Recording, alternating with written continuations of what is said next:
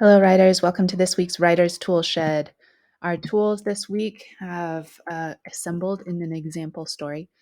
The sun set behind the hills, a great rotund glowing ball of fire.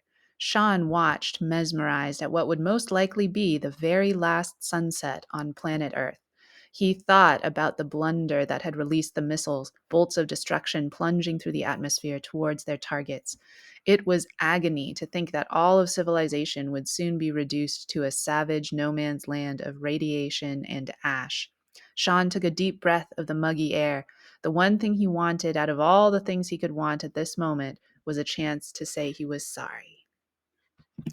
So our first word, rotund, is an adjective. It means like a sphere, fat and full. You see this rotund gentleman with his Ritz cracker buttons right there. Um, when you're writing with it, what is the difference between rotund versus round? And the difference here is in your dimensions. Round can be something two-dimensional, like flat, like I have a round button or I have a round like pair of glasses.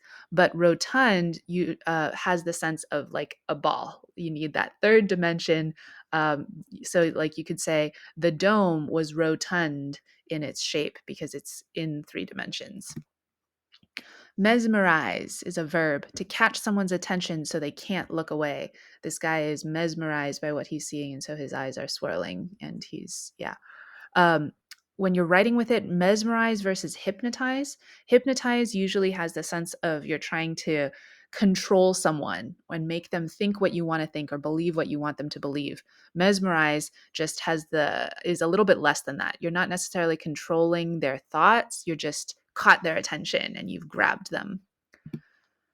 Blunder is a noun. It means a clumsy mistake. So this guy is trying to shoot the target, but he made the blunder of facing the opposite way. And so he's going to cause some serious damage with that bow and arrow. When you're writing with it, blunder versus error. A blunder has more of a sense of blaming the person who committed it, because you blunder when you're clumsy, when you're careless, when you just weren't paying attention. An error is more neutral. Like, yes, you made a mistake, but we're not necessarily blaming you. It could have been just the neutral fact of saying that this is incorrect is an error. Agony is a noun. Violent, intense mental or physical pain. If you've ever seen someone experiencing back pain, you can tell that it affects them a lot. They get bend over, they grab their back, their face changes. They might say, "I'm in agony." Word origin here. The word agony comes from a Greek word called agon, and that was their word for contest, where two competitors would come and struggle. Maybe like two warriors are coming to have an agon where they would fight to the death, or maybe two wrestlers are coming to wrestle each other to the ground, and that's their agon. And so the word agony comes from that sense of like when you're in a struggle, when you're struggling against someone else, there's pain involved, both physical pain because you're working hard, and mental pain because their will is against your will. And last one, savage. It's an adjective. Without morals, a place where everyone is for themselves. And so, like this jungle here, if you're in this jungle, you can't expect people to help you. If you're out in the middle of it, instead, the animals might eat you.